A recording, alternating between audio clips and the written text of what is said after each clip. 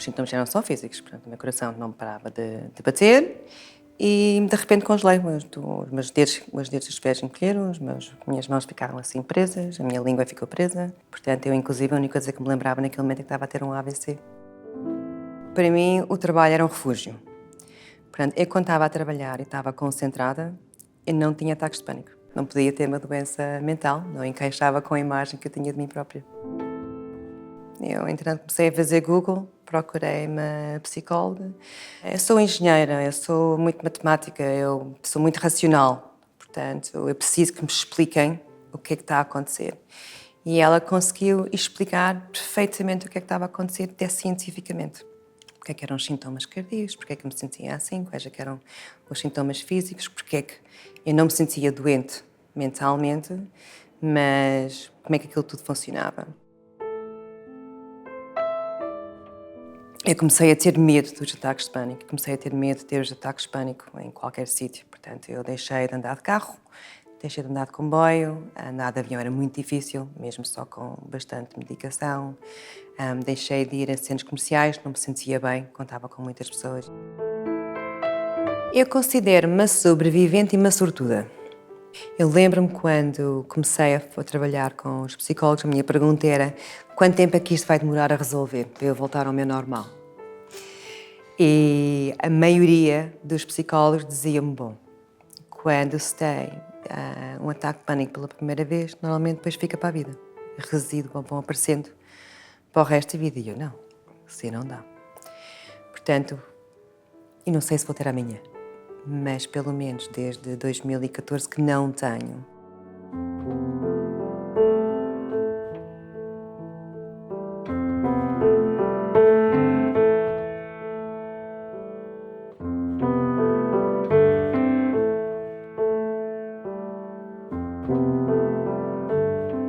Lembra-se do momento em que percebeu que não estava bem?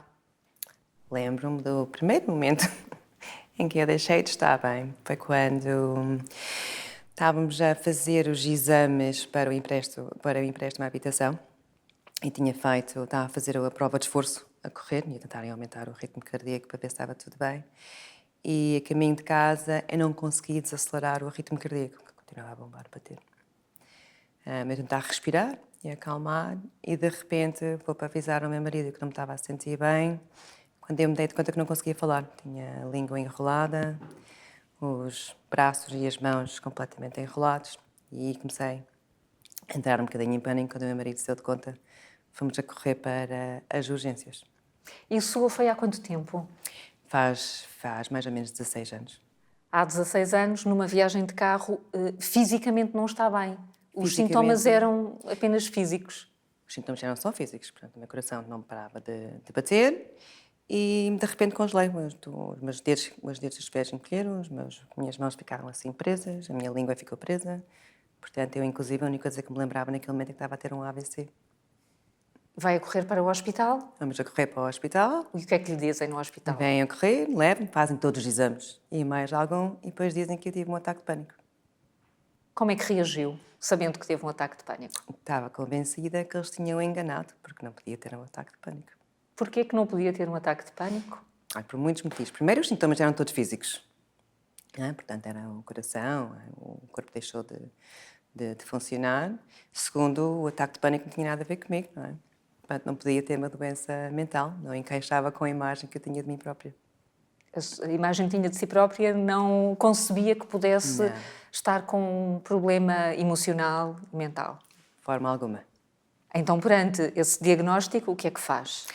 Então, o que é que eu decidi? Decidi que tinha que ter um problema cardíaco, porque os sintomas eram muito cardíacos, tinha uma aceleração muito grande, uma taquicardia registada em N exames, sentia arritmias.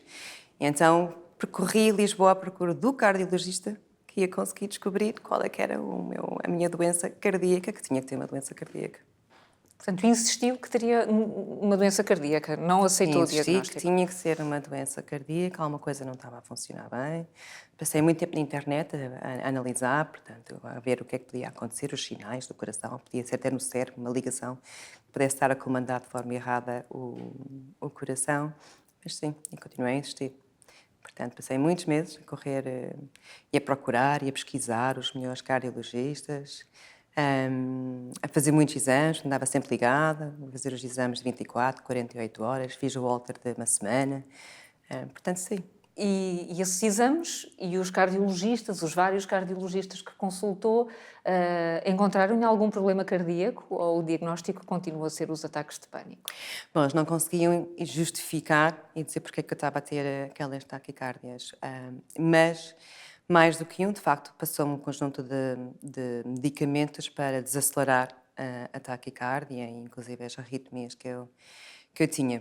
Mas, por outro lado, quando eu comecei a tomar os medicamentos, ajudava-me quando eu tinha as crises de ataques de pânico, mas quando eu estava normal não me sentia bem, portanto, dava umas quedas de tensão muito agudas, sentia-me bastante em baixo, sem energia, portanto, também não conseguia andar. Continuei à procura de um cardiologista que me medicasse ou resolvesse o problema que eu tinha, até encontrar um. Até encontrar que lhe chegou para outro diagnóstico, mas antes disso, esses meses que andou então em consultas, foi tendo outros episódios semelhantes? Tive muitos episódios. Eu diria que na altura, não me recordo exatamente, mas diria que 2, 3 vezes por semana era normal ir às urgências, porque era a única forma de passar. 2, 3 vezes por semana tinha esses sintomas de língua travada, os membros Não, bloqueados? isso deixei de ter, não era tão grave. Era o ataque de pânico, portanto, os sintomas de taquicardia e um medo avassalador de vou morrer, o coração não pode estar a bater tão depressa, porque lá de parar, isto é impossível estar a bater assim tão depressa, portanto ia a correr para as urgências. E nas urgências continuava a ouvir dizer que estava com um ataque de pânico. Entretanto, já me iam conhecendo, olhavam para mim, diziam que é um ataque de pânico, vamos recomendar aqui uma psicóloga ou um psicólogo.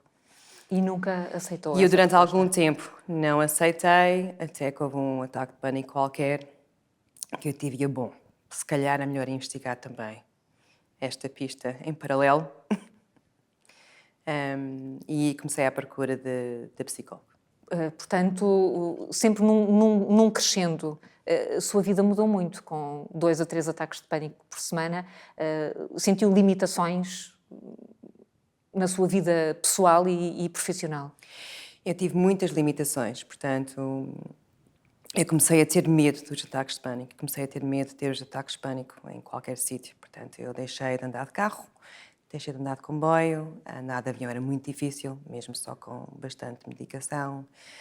Deixei de ir a centros comerciais, não me sentia bem, contava com muitas pessoas e tinha medo também. Deixei de andar em jantares, portanto, deixei de aceitar jantares com amigos, tinha medo de ter um ataque de pânico num jantar, e especialmente no restaurante.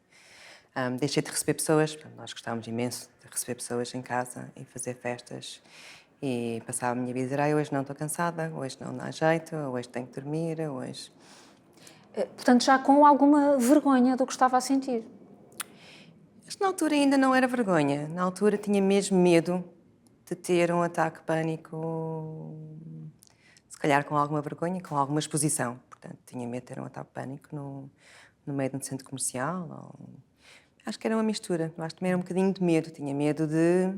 que eu ainda estava convencida que era um problema cardíaco. Tinha medo de me dar um ataque e de não me acudirem a tempo e eu ficar ali deitada no meio de um centro comercial ou de um restaurante. E eu lembro quando nós viajávamos, lembro uma vez que fomos a Trás-os-Montes ver a família do meu marido e uns amigos.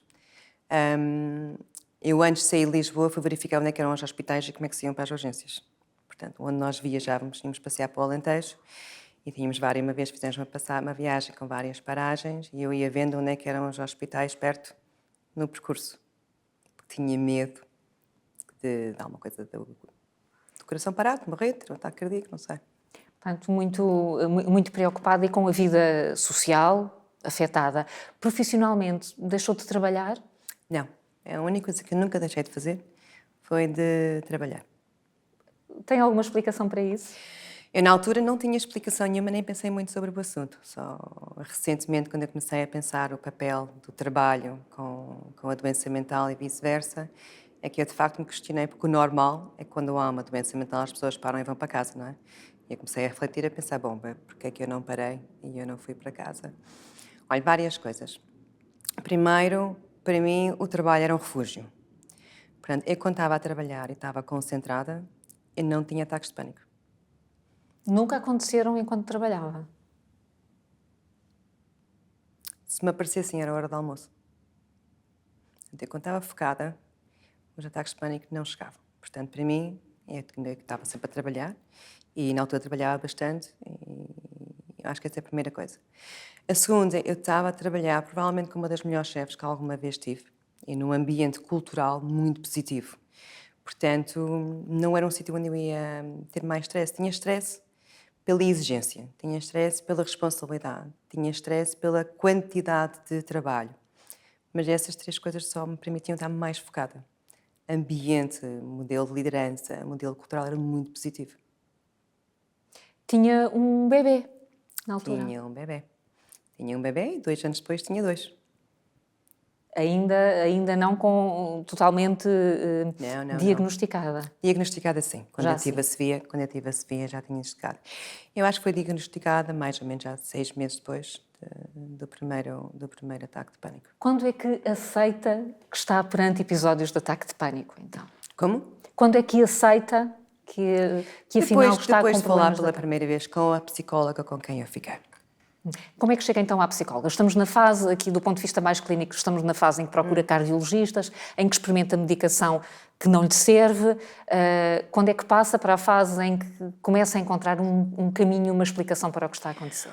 Olha, tive alguns médicos que me recomendavam, portanto, eu tinha uma gastroenterologista que me dava muito bem e fui lá pedir ajuda, eu não estou bem, arranjo-me um cardiologista bom. Ela disse, ok, eu arranjo, mas também vou arranjar aqui um psicólogo. E na verdade foi algo também curioso, que eu fiz várias entrevistas. Eu lembro de entrar num consultório e não sentir que aquela pessoa me conseguia ajudar, portanto... e foi na internet. Eu, entretanto, comecei a fazer Google, procurei uma psicóloga, achei que a forma como ela se apresentava era um bocadinho diferente, então marquei a primeira consulta. Tive a primeira consulta com ela e adorei. Acho que ela era com a personalidade perfeita, portanto não anda ali com paninhos quentes. Ralha comigo de vez em quando, ainda ralha comigo de vez em quando. Adorou porquê? O que é que ela lhe trouxe que os outros Ela profissionais conseguiu não trazer a conseguiram? explicação científica, não é? Eu sou engenheira, eu sou muito matemática, eu sou muito racional, portanto, eu preciso que me expliquem o que é que está a acontecer. E ela conseguiu explicar perfeitamente o que é que estava a acontecer, até cientificamente. Porque é que eram os sintomas cardíacos, porque é que eu me sentia assim, quais é que eram os sintomas físicos, porque é que eu não me sentia doente mentalmente, mas como é que aquilo tudo funcionava. E depois ela começou-me a dar aí alguns truques, retirou-me completamente a medicação. Ela na altura disse que se eu continuasse a ser medicada, que me deixava de tratar, e começou-me a ensinar a conviver com os ataques de pânico. O que é que sentiu quando teve de assumir para si própria que afinal não estava com uma doença física, mas sim com uma doença mental? Foi um processo difícil de aceitar?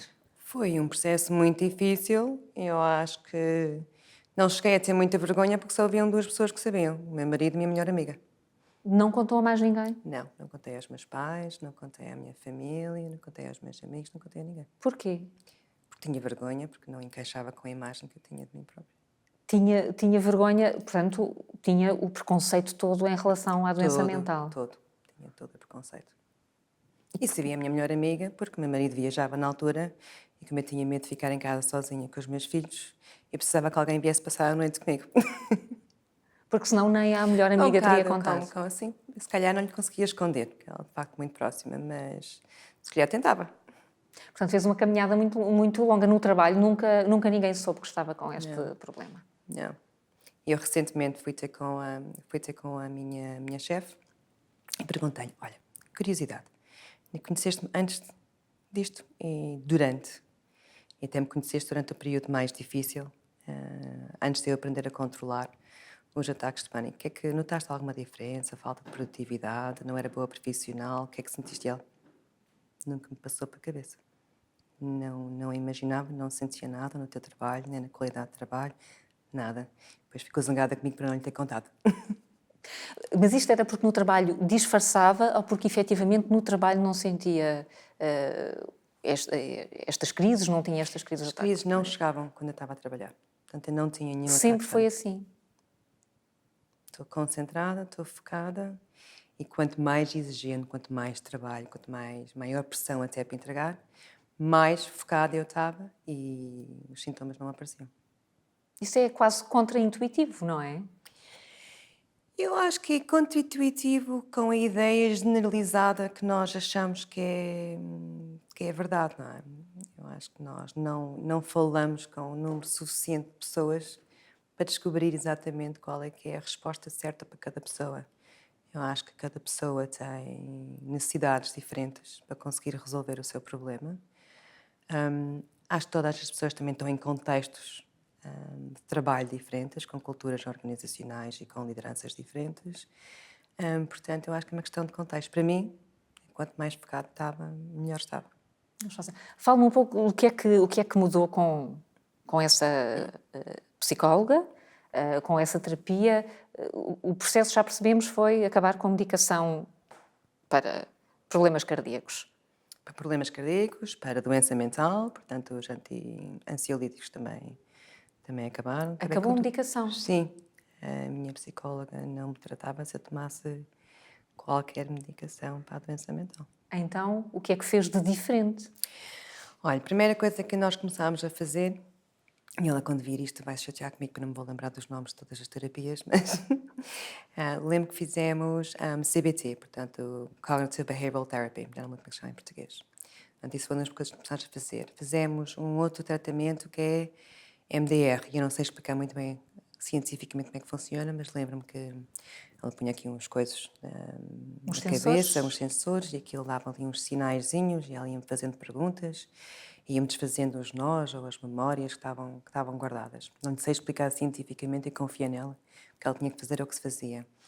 Começou-me a ensinar a aceitar o ataque de pânico. O pior que podemos fazer é tentar controlá-lo ou evitá-lo. Portanto, é deixá-lo passar e aprender a passar. E quanto mais aprendemos a conviver com o ataque de pânico, deixamos de ter medo do próximo. Então começamos aqui a reduzir o número de vezes que os ataques de pânico começam a aparecer. Depois ela começou a insistir naquilo que hoje já sabemos que é mais do que normal: exercício físico, dormir bem, alimentação, distrair com coisas positivas, não ser só trabalho e sobreviver aos ataques de pânico. E ela começou a ser bastante insistente que começasse a introduzir coisas diferentes na minha vida. Coisas diferentes como mais atividade física? Mais atividade física, mais lazer, a ler. Fizemos muita terapia do sono, porque na altura dormia muito mal, portanto, aquilo que ela chamava higiene do sono, eu aprendi o que é que deixar a televisão no quarto, não ficar, se acordamos à meia-noite, não ficar na cama, levantarmos, ler um livro, fazer uma atividade qualquer. Portanto, bastante disciplina, eu acho, no dormir e bastante disciplina no exercício e na componente da alimentação. E ela sempre a insistir para trazer outras atividades para o dia normal. E começou a sentir logo efeitos práticos dessa mudança de estilo de vida, porque foi isso que lhe foi sugerido. Sim, sim. Mas demorou tempo. Mas comecei a sentir logo. O que eu comecei a sentir foi menos medo dos ataques de pânico aparecerem. E isso foi gradual. E ia ter com ela uma vez por semana. Ia ter com ela uma vez por semana, tinha esses tratamentos concretos em consultório e depois tinha uma prescrição para o resto da sua vida. Como é que se dominam ataques de pânico? Como é que se deixa de ter medo dos ataques de pânico? Não se domina. Eu acho que é exatamente o contrário. É que aprendemos a aceitá-los e não ter medo deles. É ok, o ataque de pânico está a chegar, estou a sentir o coração em taquicardia, estou a sentir os sintomas todos esquisitos e começar isto já foi há algum tempo, graças a Deus, mas a tentar perceber que não vou morrer disto. Isto não é um problema cardíaco, o meu coração não tem problema nenhum. Isto é um ataque de pânico. Isto demora normalmente, no máximo, 20 minutos. Parece que é uma eternidade. Demora no máximo 20 minutos. Eu acho que é 20 minutos, tenho que verificar, e de lembrar no tempo todo, ok, eu não vou morrer, isto não tem problema nenhum no coração, o coração não vai parar, já faltam 15 minutos. Portanto, a tratar por tu os ataques de pânico. Quase, sim. Quanto tempo é que dirá que começou a sentir, de facto, o maior controle sobre a sua vida depois desse diagnóstico? Eu comecei a ter, não era controle, mas aceitação dos ataques de pânico, o que fez com que eles começassem a diminuir significativamente. Eu deixei de ter que ir ao hospital para resolver os ataques de pânico, e aprendi, seja onde estivesse, no carro, a dar um passeio, estou a ter, stop, dizia à família, dizia ao meu marido, preciso daqui meia hora. Já passa, se calhar, sei lá, 6 meses, um ano depois, comecei a conseguir. O que é que aconteceu? Aconteceu foi aqui um outro tema, eu acho que é o efeito colateral, que eu, por causa dos ataques pânicos, desenvolvi um conjunto de fobias. E essas é que demoraram mais tempo a desfazer. Portanto, deixei de andar de carro, deixei de andar andar de carro não, conduzir, porque eu tinha medo de conduzir e ter um ataque de pânico e depois tinha um acidente. Deixei de andar de comboio, evitava viagens, portanto, só aquelas mesmo obrigatórias. E isso é que demorou tempo a desfazer. Portanto, demorou bastante tempo. Ainda me lembro a primeira vez que eu fiz uma viagem de carro daqui a Coimbra. Sozinha? Sozinha. Lembro-me, foi um evento da empresa onde eu estava a trabalhar na altura. Estou a tentar lembrar, a minha filha nasceu em 2008, deve ter sido por volta de 2011, 2012. Portanto, vamos lá ver, Uns 4 anos 2006 até 2011, 2012, eu ainda não fazia uma viagem para Coimbra sozinha, de carro. Portanto, ainda tivemos muito tempo em que a minha vida não era normal. E aí disse que isso foi o mais difícil de ultrapassar, as fobias que criou à volta. Porque as fobias ultrapassam-se com exposição, não é? Portanto, depois tive a sorte que inscrevi-me no MBA em Londres e então tinha que viajar para Londres semana sim, semana não. Portanto, foi fantástico, não é? Porque foram 14 meses de viagens de avião, semana sim, semana não. Os primeiros foram absolutamente horríveis. O meu marido ainda foi comigo nas primeiras viagens. Depois comecei a aprender a ir sozinha, horríveis. E, entretanto, a exposição fez com que tenha desfeito a fobia a andar de avião. Portanto, acredita que em situações difíceis é importante esforçar-se para passar por elas. E não gosto de dar aqui uma receita generalista, porque cada pessoa é diferente, mas daquilo que eu aprendi, as fobias ultrapassam-se com exposição. Eu tinha um medo horrível de andar de avião. Eu, no meu último emprego, quando vivia em Londres, eu fazia entre 6 a 8 viagens de mais de 12 horas. Não, dormia com os estulabancos, já não fazia confusão nenhuma. Quando é que resolve contar ou quando é que as pessoas do seu círculo ficaram a saber que passou por um processo destes? Olha, a maioria das pessoas ficaram a saber do meu círculo quando eu publiquei uma tal entrevista na Forbes. Porque antes não tinha contado a ninguém? Não tinha contado. Eu comecei a contar a história em Londres. Portanto, tinha e tenho um amigo e um colega que trabalhava no banco em Londres que me entra uma manhã em lágrimas. E eu pergunto-lhe o que é que se passa e ele não está a perceber. Este fim de semana a minha filha tentou suicidar pela segunda vez, no mesmo mês.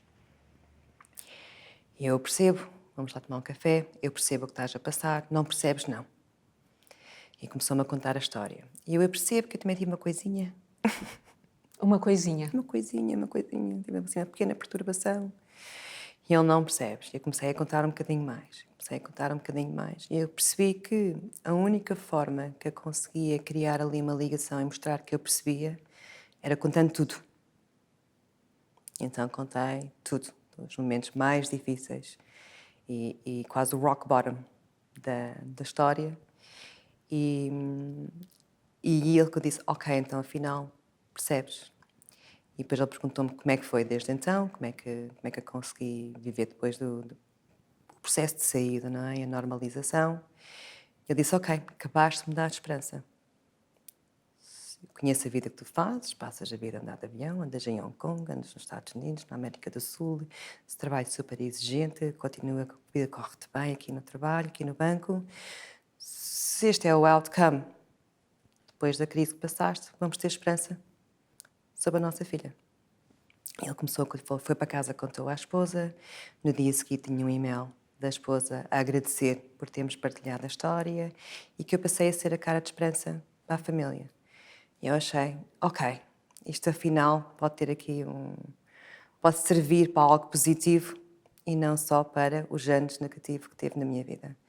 E comecei a contar. Entretanto, envolvi-me num conjunto de organizações que promoviam a saúde mental no local de trabalho e começámos a perceber que as histórias é que ajudavam a reduzir o estigma e a normalizar a conversa. E então comecei a contar em N fóruns, convidaram para fazer então a tal entrevista na Forbes e foi na altura que eu mandei o link para a minha família, inclusive, que está na maioria nos Estados Unidos.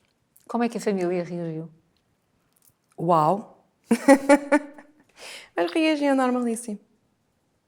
Portanto, o estigma estava na sua cabeça. Está normalmente, está na cabeça, mas ainda está na sociedade, não é? Aquilo que às vezes não percebemos ou temos medo é que a nossa família nos julgue. Eu acho que a família está muito mais aberta a aceitar-nos com as imperfeições todas que nós temos do que às vezes nós julgamos. Como é que está hoje em dia? Estou ótima, portanto, eu não tenho um ataque de pânico, pelo menos desde 2014. Mas continua a contar o tempo que passa desde o último ataque de pânico. Ainda é importante perceber que já passou. Eu só sei dizer que foi em 2014, porque quando me tentam me lembrar da última vez que o tive, não me lembro. Lembro-me da última vez que eu pensava que ia ter um ataque de pânico, estava a fazer umas mudanças, estava com o coração acelerado e pensei, oh não, já há 4, 5, 6 meses que eu não tinha, pensava que me tinha livrado disto. E lá vem aqui outro ataque de pânico. E sei que me sentei durante uns minutos e ele não chegou. E esse é o único momento que eu me lembro. E lembro quando é que foi, porque lembro-me que coincidiu com a minha mudança para Londres. Porque senão nem sequer nem me tinha lembrado. Não registrei. Comecei a viver a minha vida normal. As estratégias que aprendeu, e quando falo de estratégias, falo desse estilo de vida, com mais do que o trabalho, com momentos de relaxo, com preocupação com a atividade física e com a alimentação. Isso mantém? É uma regra para a vida? Isso mantém. Não sou tão disciplinada como um Cristiano Ronaldo, não é? Portanto, também tenho as minhas jantares, também bebo o meu vinho, também há semanas em que não apetece ir ao ginásio e há semanas também não me porto bem com o sono. Mas tenho consciência de, ok, já chega. Já estamos há uma semana a dormir mal, bora lá organizar aqui um bocadinho e voltar a introduzir as técnicas de higiene do sono, porque eu sei que não se deve estar muito tempo sem dormir bem. Ou a fazer viagens no trabalho, por exemplo, quando estava a fazer viagens, eu tinha noção que eu próprio não aguentava mais do que uma viagem para Hong Kong no mês. Quando se está lá, está sem jet lag, não se dorme. Quando me pediam, eu dizia, para o mês que vem. Portanto, começamos a autorregular e a criar alguma disciplina na nossa vida. Como disse, não sou assim tão disciplinada, mas sei quais é que são os meus limites e introduzo. E por isso dirá que hoje é uma pessoa diferente do que era antes de 2006? Completamente. Eu acho que em 2016 ainda era muito workaholic. Também vivia muito o presentismo, portanto, que é muito uma moda, não é? Faz muito parte do trabalho corporativo, que vale é que está a desvanecer um bocadinho aos poucos. Está? Eu estou com esperança que sim, já estou a conhecer líderes suficientes para me dar esperança que se está a reduzir. E não tinha a preocupação de, ok, já são demasiados dias a dormir mal, tenho que fazer alguma coisa. Monitorizar há quanto tempo é que eu não faço exercício. E eu agora faço e garanto que arranjo forma de ir e fazer alguma coisa. Portanto, já passou, é uma história do passado. Considera-se assim uma espécie de uma sobrevivente? Eu considero-me uma sobrevivente e uma sortuda. Eu lembro-me quando comecei a trabalhar com os psicólogos, a minha pergunta era quanto tempo é que isto vai demorar a resolver para eu voltar ao meu normal? E a maioria dos psicólogos dizia-me, bom, quando se tem um ataque de pânico pela primeira vez, normalmente depois fica para a vida. Resíduos vão aparecendo para o resto da vida. E eu, não, assim não dá. Portanto, e não sei se vou ter amanhã, mas pelo menos desde 2014 que não tenho. E eu acho que isto é raro encontrar pessoas que não voltam a ter ataques de pânico durante tanto tempo. Portanto, sobrevivente e sortuda. E sobretudo, conseguiu perceber porque é que esses ataques, porque é que lhe apareceu o primeiro ataque de pânico e quando é que apareceram os outros? Consegue encontrar um contexto para que isso tenha acontecido? Sim, isso demorou algum tempo. Portanto, as primeiras fases do tratamento, daquilo que eu me recordo, a primeira fase era aprender a conviver quando o ataque aparecia e não ter medo do ataque de pânico. A segunda fase foi introduzir, de facto, estas melhorias na vida, portanto, o exercício, o sono, algum lazer. A terceira, lembro-me, foi pelo menos 2, 3 anos depois, que na altura ela disse, ok, vamos agora tentar fazer aqui um trabalho para tentar perceber o que é que podia estar na origem, e à altura isso nem sempre se descobre. E então, mais uma vez, ela vai se zangar comigo, que eu não me lembro qual é que foi a técnica que ela implementou. Mas era algo regressivo, em que tentava encontrar, andava para trás na memória, tentar encontrar qual é que era o nó dessa memória que estava aqui alojado, para desbloquear essa memória. E não me lembro exatamente como, mas sei que fizemos a ligação entre o parto do meu primeiro filho e uma cirurgia que eu tive quando tinha 6 anos.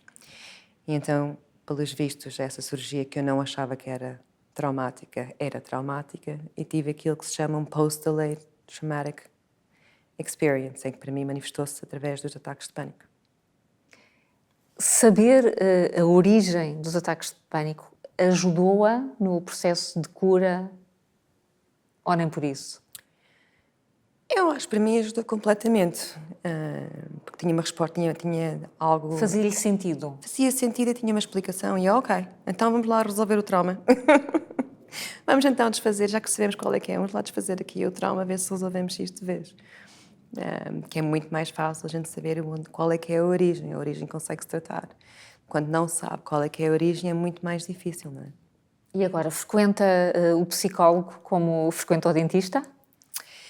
Olha, ao longo dos anos, tenho estado anos sem falar com ela, mesmo quando estava em Londres, volta e meia, pedia uma consulta, não porque me estava com doença mental, não porque... Mas eu achei que aquilo que eu comecei a aprender é que o psicólogo é como um PT. Pronto, eu agora voltei ao ginásio e estou com o PT para me ensinar a fazer tudo muito direitinho, e eu vejo o psicólogo quase como um PT. Portanto, sei lá, estava numa coisa qualquer no trabalho que me estava a chatear ou que me estava a tirar noites de sono. Tinha uma consulta com ela e ela conseguia mostrar uma outra perspectiva. Não é obrigatoriamente este o cenário, se calhar há outras alternativas que estão aqui em cima da mesa. Tento olhar para a situação de outra forma e ajudava que não estivesse ali a ruminar aquilo que muitas vezes fazemos, que é temos uma chatice qualquer, há um trabalho na vida pessoal, estamos a ruminar, acordar à meia da noite a pensar sobre o tema. E aquilo que aprendi foi que, quando eu estou muito tempo a ruminar, o melhor é sentar um bocadinho com a psicóloga, que isto resolve-se de vez. E resolve. Portanto, havia anos em que raramente que não era preciso, volta e meia não me lembrava e achava que outras vezes, bom, estou com tempo, apetece-me falar com ela, ver se ela me ajuda a ultrapassar. Ultimamente, tenho frequentado mais. Uma razão muito simples, e até estou a fazer como forma preventiva, que ela parte-se a rir comigo, que eu fiz agora uma interrupção de carreira. Eu sempre trabalhei, comecei a trabalhar aos 13 anos, e fiz uma interrupção agora de carreira e eu nunca não trabalhei. Portanto, eu pensei, bom, eu não sei como é que isto me vai afetar, vou deixar de ter um pilar, para mim é fundamental. Antes de eu descobrir daqui à frente que é algo que me vai ter aqui um impacto na minha forma de pensar e nos meus dias, vamos começar a marcar algumas consultas com a psicóloga de forma preventiva. Depois logo se vê. E, portanto, agora antecipa eventuais problemas Sim. de saúde mental. Sim. É um novo respeito pela saúde mental. Sim, para mim quem a psicóloga recusava é poder uma estar personal doente. trainer da mente, não é? Sei lá, nós quando temos que fazer uma maratona ou fazer um conjunto de coisas, há um treino maior que nós fazemos para preparar o corpo, não é? Eu acho que nós também podemos olhar para a nossa exigência emocional e mental da mesma forma, não é? Portanto, se nós sabemos que vamos passar por um período muito exigente, e para mim deixar de trabalhar eu sabia que ia ser muito exigente, workaholic, sempre trabalhei, eu achei, ok, não vou sequer correr riscos. Eu ainda me lembro quando eu marquei uma série delas que a gente faz online, e ela, então, o que é que se passa? Eu nada, estou ótima. E ela, então, bom, está a acontecer isto e isto, e eu estou com medo que isto me tenha um impacto e que eu não consiga lidar bem com não ter esse pilar profissional. Portanto, marquei aqui uma série de sessões para tratamento preventivo.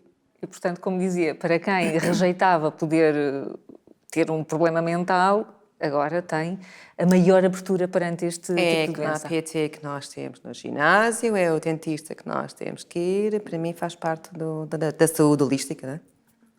Muito obrigada. Obrigada eu.